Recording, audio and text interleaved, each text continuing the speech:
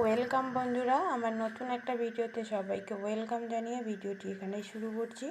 আজকে আয়োজনে থাকছে 6 মাস প্লাস বাচ্চাদের জন্য ব্রেকফাস্টের রেসিপি।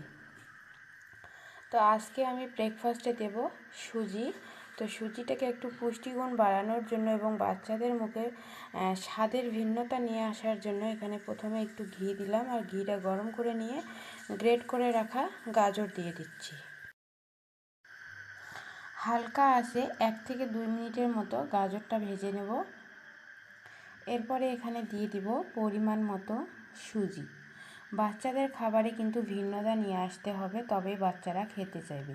আর গাজরটা এরকম যদি ঘিয়ের সঙ্গে একটু ভেজে নেওয়া যায় তাহলে কিন্তু খাবারের যেমন টেস্ট বাড়ে, পুষ্টিগুণ বাড়ে এবং খাবারে খুব সুন্দর একটা ফ্লেভার আসে।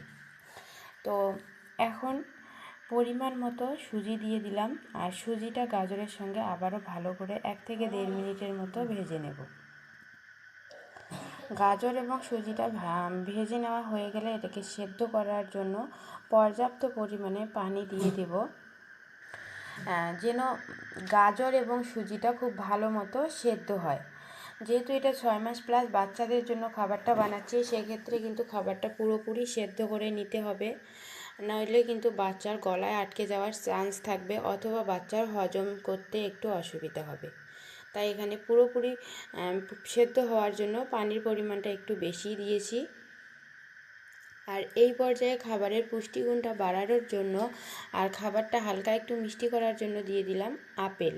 গ্রেট করে রাখা আপেল দিয়ে দিলাম। আর যেহেতু বাচ্চা কম খাবে সেই কারণে কম করেই রান্নাটা করছি। তোমাদের বাচ্চা একটু বেশি খেলে বা কেউ হয় না 2 রকমের বাচ্চা থাকে, তাদের ক্ষেত্রে একটু পরিমাণগুলো বাড়িয়ে তোমরা রান্না করতে পারো। তো হালকা একটু ফ্লেভারের জন্য দিয়ে দিলাম একটা এলাচ, আর একটু মিষ্টি করার জন্য দিয়ে দিলাম তাল মিছরি। এখানে 1 বছরের নিচের বাচ্চাদের ক্ষেত্রে, যারা 6 মাসের বাচ্চাদের ক্ষেত্রে খাবারটা রান্না করবে তারা তাল মিছরিটা দিবে না, একদমই স্কিপ করে যাবে, কারণ 6 মাসের বাচ্চাদের ক্ষেত্রে কিন্তু মিষ্টি অথবা লবণটা স্কিপ করে যাওয়াই ভালো। আমার মেয়ে যেহেতু 1 বছরের ঊর্ধ্বে, তাই আমি এখানে তাল মিছরিটা অ্যাড করেছি।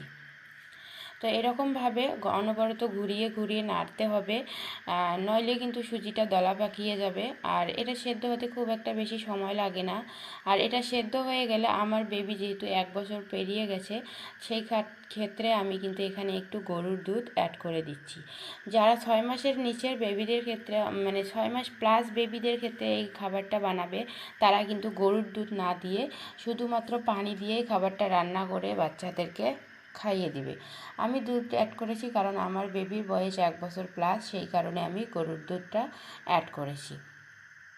তো এটা রান্না করা হয়ে গেলে যার বাচ্চা যেরকম ঘনত্ব খাবে তারা সেই ঘনত্ব বুঝিয়ে নামিয়ে নেবে। আমার মেয়ে একটু শক্ত খাবারই খেতে পছন্দ করে, আর সুজি একটু রান্না করার পরে হালকা ঠান্ডা হওয়ার পরে কিন্তু একটু বেশি শক্ত হয়, সেই কারণে কিন্তু আমি এই পর্যায়ে খাবারটা নামিয়ে নিচ্ছি। আর আমি খাবারটা নামিয়ে নেওয়ার পরে যদি খাবারটা খুব বেশি একটা ঘনত্ব হয়ে আসে, সেই কারণে কিন্তু আমি একটু দুধ রেখে দিয়েছি, যে সার্ভ করার সময় হালকা একটু দুধ অ্যাড করে খাবারটাকে একটু পাতলা করে নিয়ে তারপরে মেখে সার্ভ করব। তো দেখুন আমি পরে আবার একটু এক্সট্রা দুধ অ্যাড করেছি, আর এখন কিন্তু আমি এটা মেখে সার্ভ করব। এই গেল 6 মাস প্লাস বেবিদের সকালের ব্রেকফাস্ট। এটা অথবা 6 মাসের বেবিদের ক্ষেত্রেও দিতে পারো অথবা 1 বছরের বেবিদের ক্ষেত্রেও দিতে পারো। তবে 6 মাসের বেবিদের ক্ষেত্রে কিন্তু দুধটা অ্যাড করবে না, দুধ ছাড়া দুধ আর তাল মিষ্টিটা বাদ দিয়ে খাবারটা রান্না করে দিতে পারো। তো এখানেই শেষ করছি ভিডিওটি। ভালো থাকবেন সবাই।